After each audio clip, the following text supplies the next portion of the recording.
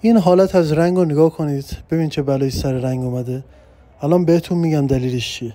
اون حالت و ویدیو قبلی رو دیدین که حالت ردایی مثل سوختگی روی ماشین ایجاد شده بود. حالا ما چیکار کنیم که اون ردای سوختگی روی ماشین ایجاد نشه؟ حتما باید پدتون تمیز باشه. اصلا مجموعه هایی که میبینید 10 ساله داره یه پد استفاده میکنه، خب معلومه اون پد میزنه رنگو از بین میبره، رنگو داغون میکنه. حداقل بعد هر 10 تا استفاده باید پد عوض بشه. یه حالت دیگه که اون سوختگی ها ایجاد میشه اینه که باید سعی کنید که پلیشو با دور یک پخش کنید و با دور بیش از 3 روی بدنه مانور ندید.